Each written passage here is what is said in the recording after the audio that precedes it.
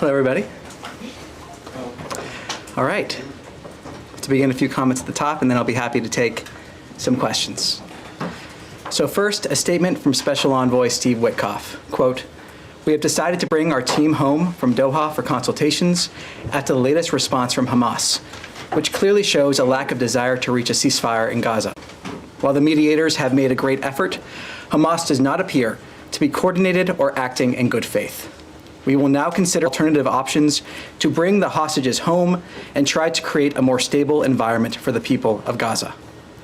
It is a shame that Hamas has acted in this selfish way. We are resolute in seeking an end to this conflict and a permanent peace in Gaza." This week, the United States is advancing a bold and proactive foreign policy that reflects our enduring commitment to peace and security and prosperity for the American people. Deputy Secretary of State for Management and Resources, Michael Regas, is traveling to Seoul and Manila to strengthen the department's operational posture and deepen our partnerships in the Indo-Pacific, a region central to America's strategic and economic interests. His visit builds on the administration's vision of a free, open, and secure Indo-Pacific. As the White House announced earlier this week, the United States is making significant progress on 3 major trade initiatives in the Indo-Pacific, reflecting our deep commitment to advancing economic prosperity and long-term security across the region. President Trump announced a landmark economic agreement with Japan, one of our closest allies and one of our most important trading partners. This historic deal underscores the enduring strength of the U.S.-Japan relationship and advances the mutual interests of both nations. The United States and Indonesia also reached a framework for negotiating an agreement on reciprocal trade. This framework is an important step toward expanding bilateral economic ties and will help unlock new opportunities for exporters in both countries.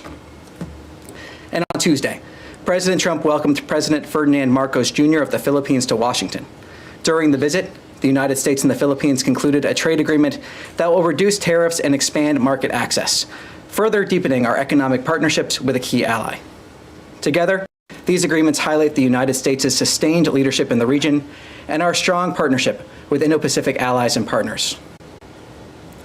We are also gravely concerned by the escalating violence along the Thailand-Cambodia border and deeply saddened by reports of harm to civilians. The United States urges an immediate cessation of hostilities, protection of civilians, and a peaceful resolution of the conflict. And with that, I'll take some questions. Yes? Thanks, Tony. The Special Envoy's statement, does that suggest that the U.S. is pulling out of any sort of negotiating role in the Gaza ceasefire talks? What are these alternatives? Well, look, ultimately the statement speaks for itself, but the question has never been our commitment to a ceasefire.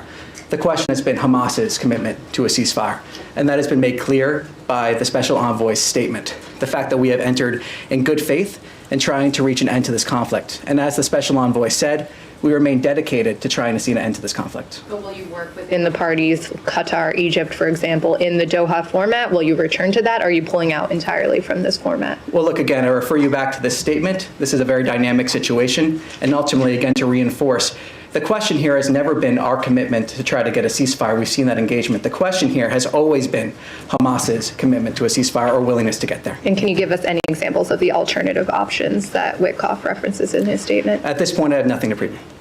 Yes? Thank you. Just following up on that, what about the response from Hamas specifically made the administration feel that they were not acting in good faith? Well, look, these are sensitive diplomatic conversations. We'll see in the days ahead as we proceed here. Ultimately, the Special Envoy's statement speaks for itself, but I think the broader context here is also important. The fact that we have seen Hamas first break that ceasefire that existed on October 7th, then break another ceasefire, and then here, as the Special Envoy makes clear, not acting in a way in order to achieve a ceasefire again. So to reiterate, the question has never been our commitment to a ceasefire. It has been Hamas's. They have shown that again and again and again, and have just shown it once again. And this decision comes as dozens of people have starved to death in Gaza in the last few weeks as a wave of hunger is hitting the home plate. The WHO said yesterday that 21 children under the age of 5 were among those who died of malnutrition so far this year. And more than 100 organizations have called for the lifting of all restrictions on the flow of aid and all land crossings to be opened and the restoration of a UN-led humanitarian response.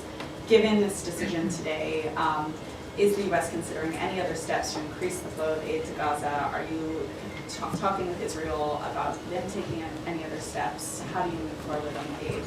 Well, look, ultimately what we have seen us do is the delivery of close to 90 million meals into Gaza during a war zone. The ability to deliver that aid in a way where it is not being looted by Hamas. That is what we have seen. We are, of course, aware, and of course we want to see end the devastation that has taken place in Gaza. That's why we have seen this commitment to get aid to the people who need it in a way where it is not weaponized by Hamas. That commitment remains. It is a commitment from President Trump and Secretary Rubio. That is why we have supported the Gaza Humanitarian Foundation. That is why we continue supporting the Gaza Humanitarian Foundation. That is why we've seen those 90 million meals being distributed. And that commitment, again, to making sure that aid is reaching the people of Gaza that need it. And the first victims of Hamas being the people of Gaza, as is demonstrated once again here. Is the Gaza Humanitarian Foundation a sufficient mechanism for delivering aid to Gaza? I mean, people are still starving to death. Is that enough in the U.S. opinion? Well, as spokesperson Tammy Bruce has said from this podium before, it is never enough in a war zone. It is never enough. That is why we're committed to trying to get as much aid in as possible. That is why we worked for that ceasefire, because of what we are seeing. But aid needs to be delivered in a way where it is not being looted by Hamas. So of course, it is never enough in a war zone, but we're dedicated to getting as much aid into Gaza in a way where it reaches the people that need it as possible. And that's why we were working so hard for a ceasefire. Okay, and sorry, I just have one question on the U.S. citizen that died in Syria, Hossam Soraya. Has the U.S. been able to ascertain any further details around the circumstances of his death? So what I can say on this is, first, in terms of the circumstances around his death, I have nothing to confirm on this front. What I can say is we have had direct discussions with the Syrian government on this issue and have called for an immediate investigation into the matter. Hossam and his family deserve justice, and those responsible for this atrocity must be held accountable. Yes. Hi, Tammy. I want to have a quick follow-up on that, and then I have a different subject I want to quickly ask you about, which is very relevant. Doctors Without Borders, internationally known and working with the U.S. for decades, is urgently calling for help beyond the foundation, because 1 in 4 young children and pregnant women, they say, are malnourished, and that it is a policy of starvation. Acknowledging 90 million meals and the progress, quote unquote, but there is a whole area of Gaza that is not being served by that. People can't get to it. It's only in one region, in the south. And internationally, 28 countries, hundreds of aid organizations are calling for something more than that. There's been some acknowledgement from U.S. officials as well that there's real starvation.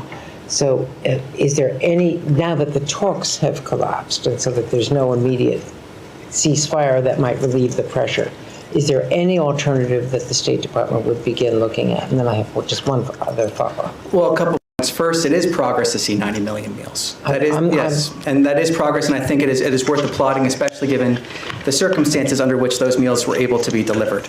I think another important context of this is that the first victims of Hamas are the people of Gaza. Of course, they're not the only victims. Well, that's what we're talking about. Yes, on October 7th.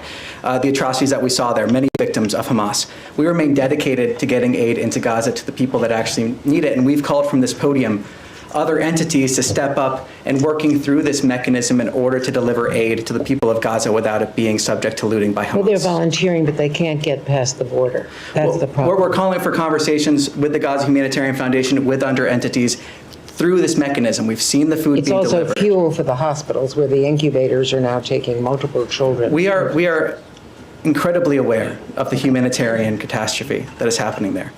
That is the dedication you have seen from the president, the dedication you've seen from Secretary Rubio. Every single day, we have conversations here at the State Department. Every single briefing, we have conversations here about getting aid into Gaza. It is a dedication of this administration. That's why we've seen the 90 million meals, the support of that effort from this administration. So, of course, we want to see as much aid getting into Gaza as possible in a way that is not being looted by Hamas. And this mechanism, the Gaza Humanitarian Foundation, has been a way to do that. So we're calling for additional support of that foundation to deliver that aid. Okay, let me ask you this other question, though, because there is a lot of reporting, New York Times and elsewhere, about planned cuts in PEPFAR going forward. Now, just last week, Republicans led the way on the Hill in carving out the clawback that was proposed in PEPFAR and in continuing the program and expanding it beyond some of the contracts that were frozen under DOGE. Can you give us an update, a status update on where the State Department's thinking is on PEPFAR going forward? Well, Secretary Rubio has stated that PEPFAR is an important and life-saving program that will continue. That dedication continues. That has been clear from the Secretary. The Secretary has made that clear. I will take a step back when we're talking about aid programs in general. Part of the new vision of this administration when it comes to aid is looking at recipients of aid, or at least the communities, as allies and partners, not those that are dependent on this aid. And in the long term, working towards a scenario where we have the same needs being provided by local partners or other entities is part of that long-term effort when we're talking about aid in general. So PEPFAR, though, now is an important and life-saving program that will continue. Secretary Rubio has made that clear. And just to quickly follow up, some countries have moved towards taking ownership. South Africa, for instance, countries that are capable, but in conflict zones like Haiti, like Sudan, like Southern Sudan, like Somalia, and several other countries involved. Is there a plan to continue it until countries can stand on their own 2 feet? Well, look, what I can say now is that PEPFAR, as I just said, that important and life-saving program that will continue. That's what our policy currently is here. Again, talking about that longer term, when we're talking about aid in general, is when we're talking about those local institutions being able to fulfill a lot of those needs, looking at people as trade and allies, not as those that are dependent on aid. That's a broader aid vision that is from this administration, but when it comes to PEPFAR, as I said, that it will continue. Yes. Thanks, Tommy.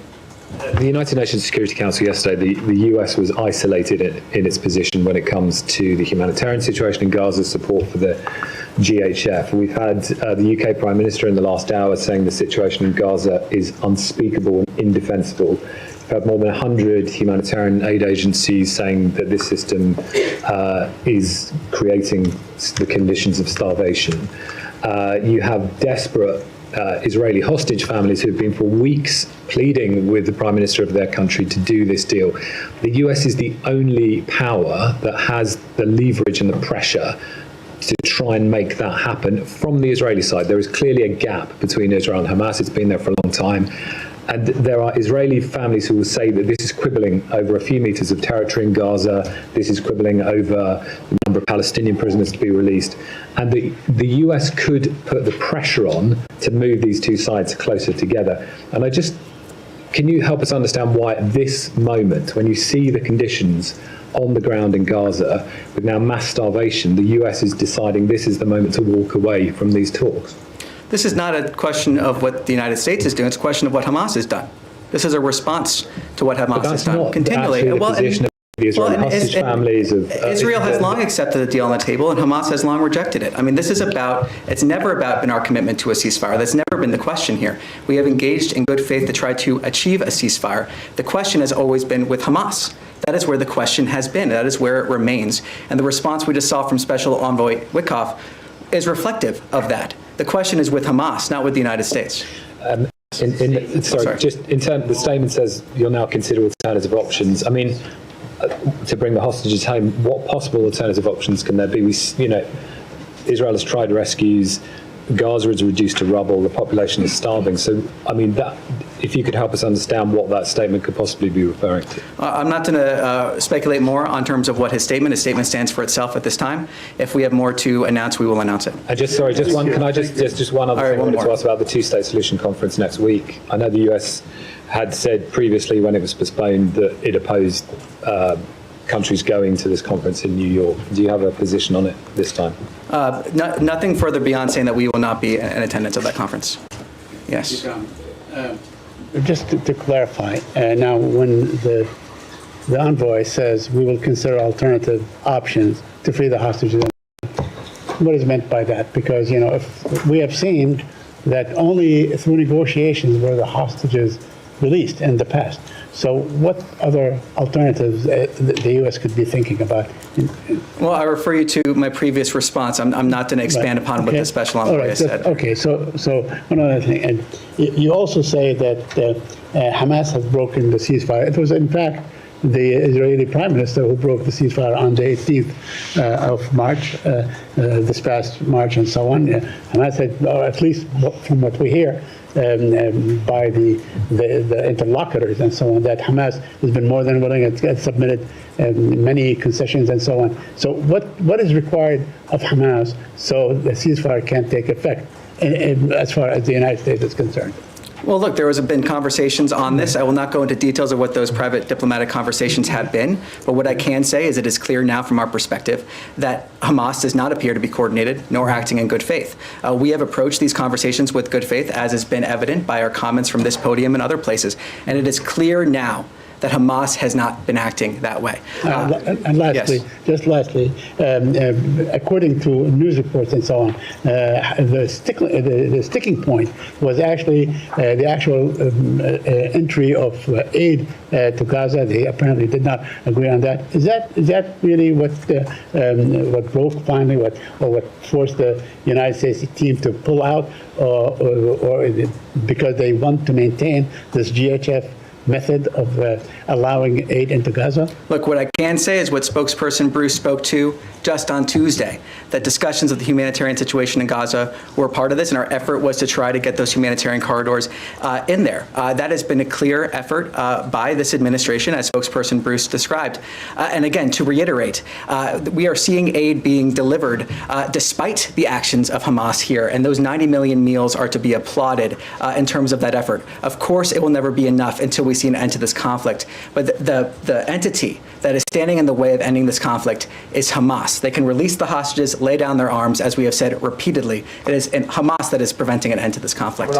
Yes. Tommy, few Middle East questions for you. Number one, with the Special Envoy Witkoff's statement, said there's a lack of coordination. Hamas is not coordinated. Can you expand on that? Is it trouble reaching the appropriate leaders? Is it an unclear chain of command? I mean, where is the lack of coordination coming in? I'm not going to expand on his statement at this time. So, yes. Second question. Can you give us an update on Tom Barak's dealings today, reportedly meeting with Syrian and Israeli officials? Any status update? I have nothing specific to preview for you, but what I can say is he has, of course, been in communication, as has the Secretary, with all sides for many days now, and those efforts continue. Last question for you. Hopefully I'll drag an answer out of you on this one. I asked in Tuesday's briefing about why Secretary Rubio is not pushing harder for the extradition of Akram al-Tamimi from Jordan. I was given a written answer by the State Department on that yesterday after you guys took it back. Basically said we continue to impress upon the government of Jordan to bring her to justice. President Trump said on day one, his executive order, American citizens come first in American foreign policy, American citizens. Secretary Rubio put out his 3 questions. Every dollar spent, every program, has to answer in the affirmative one of 3 questions. Does it make America safer? Does it make America stronger? Does it make America more prosperous? I'm sure you have these memorized by heart. $1.5 billion of foreign aid to Jordan. How is it conceivable that Tamimi is still there and any of that falls under these dictates of what American foreign policy is supposed to be, with 3 dead Americans in Tamimi's hands? No, on your first point, I mean, to reiterate what we provided to you, the United States has continually emphasized to the government of Georgia the importance of holding Alman al-Tamimi, the convicted terrorist released by Israel in a 2011 prisoner swap, accountable in a U.S. court for her admitted role in a 2001 bombing in Jerusalem that killed 15 people, including 3 Americans. The United States continues to impress upon the government of Jordan that Tamimi is a brutal murderer who should be brought to justice. It's not working. Well, and on the point in terms of our foreign policy, the president has made clear, the secretary has made clear through their actions that America is coming first. We've seen that with the Americans that have been brought home. We see that with the pursuit of peace around the region. We see that with a policy that is about strengthening our industrial base and making sure that we are advancing those interests wherever possible.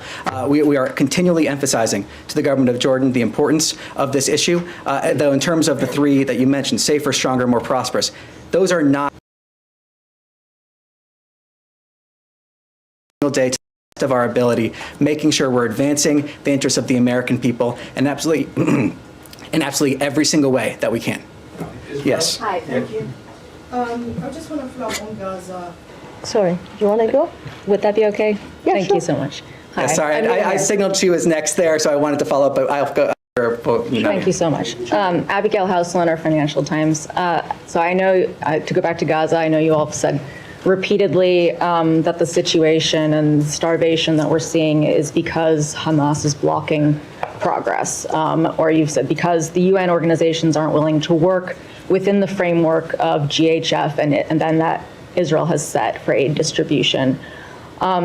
We all acknowledge, obviously, that Israel controls Gaza's borders completely, and it is limiting food to the population because Hamas has not agreed to its terms.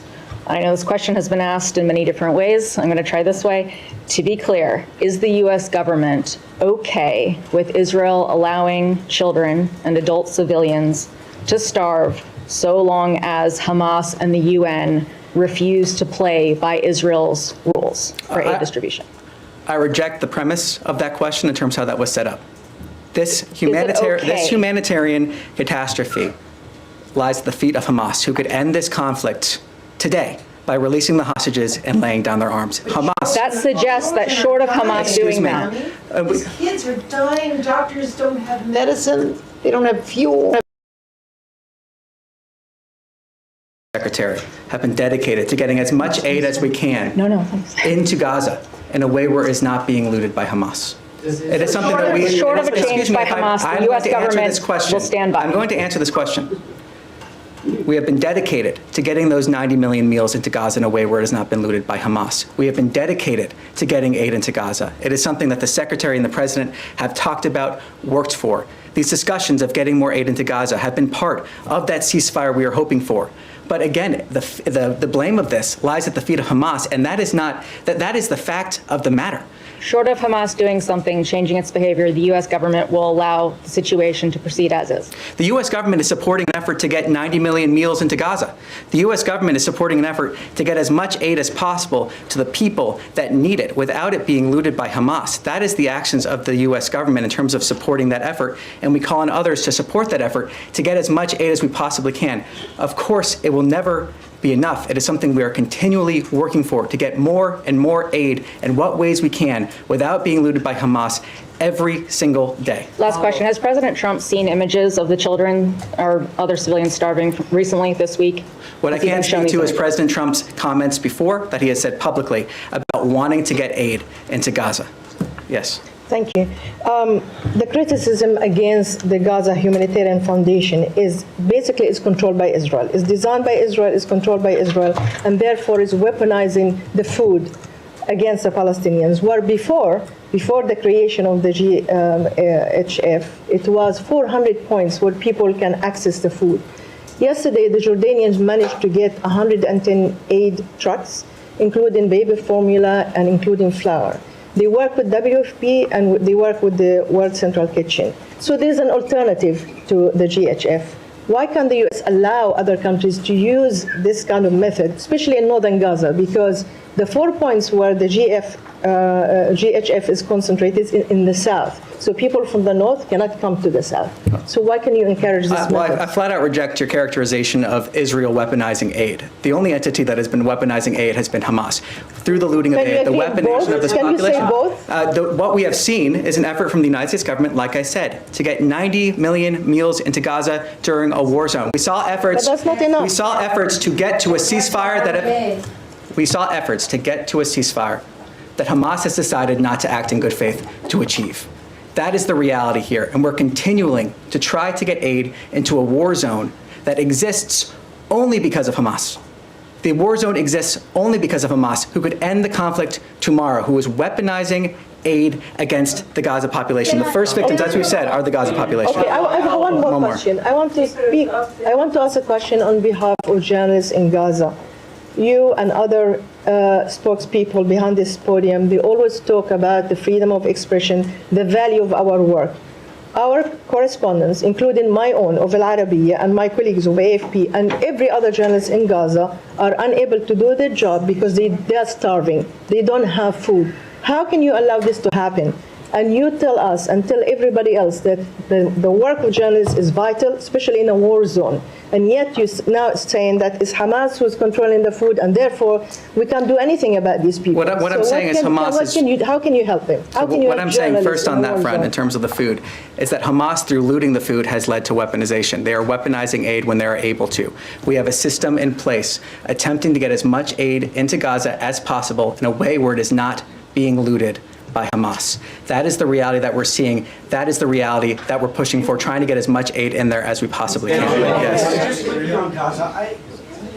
Does the State Department have an official assessment of what the humanitarian or the food situation is? Is it famine? Is it mass starvation that we're seeing? Is there do you have an assessment? Well, I can say that we are acutely aware of the humanitarian situation on the ground. In terms of a specific assessment, I have nothing to preview on that front, but we are acutely aware. Is it something you're looking into? Well, we are very much aware of the humanitarian disaster that is there. We're very much aware of it. That again goes back to the commitment of why we're trying to get aid into Gaza. And quickly, because I have something on Syria, but just, you keep referencing the 90 million meals. That's since May 27th for 2.1 million people. I think assessments suggest if that number needs to be closer to 350 million meals in order to get these people the food they need. So that's a big delta, obviously. What can be done short of assigning complete blame to Hamas? What can be done to improve GHF's ability to get food? Well, from the beginning, when this started, we did see a ramp up in terms of the food that they've been able to deliver. We also saw efforts from this administration, support for this Gaza Humanitarian Foundation. And the hope is that we'll have other entities supporting this mechanism as well, so that we can deliver as much food as possible.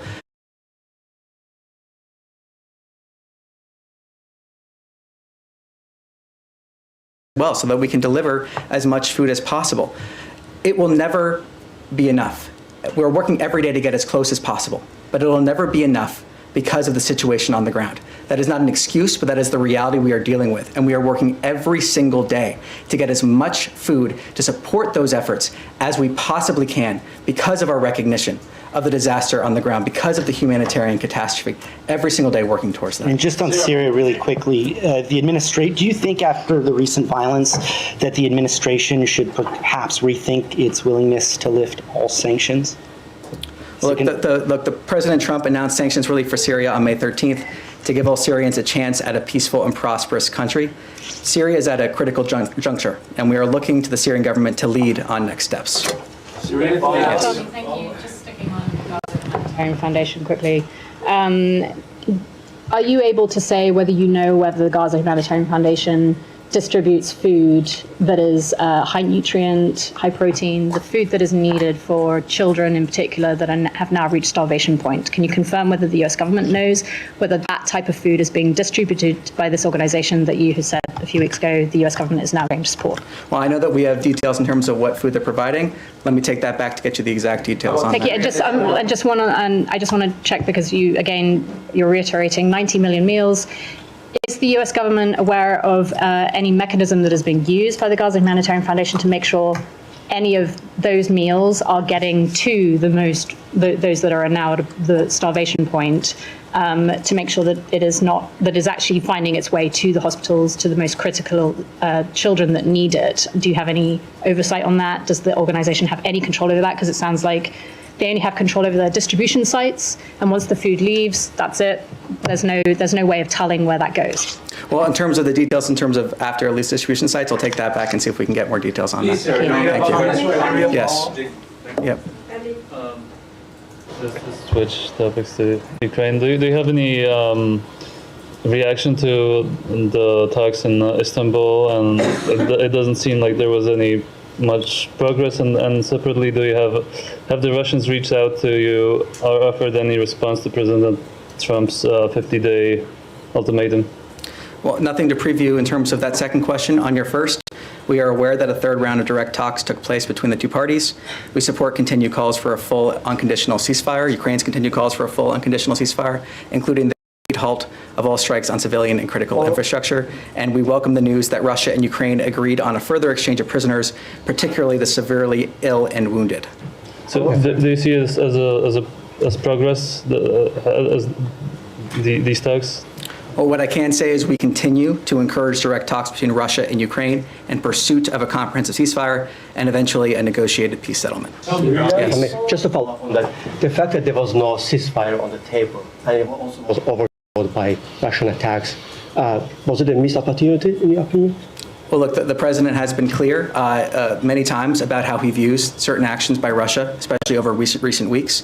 He has been very clear on that, very transparent on that. He's also been clear that we want to see the parties continue those direct talks to reach that ceasefire, that comprehensive ceasefire, and eventually that negotiated peace settlement. Beyond that, I have nothing further to add. Thanks, Tommy. Also, I also want to get your reaction to the latest reports about China supplying Russia with drone engines under different names. What kind of reaction does it invite from you guys?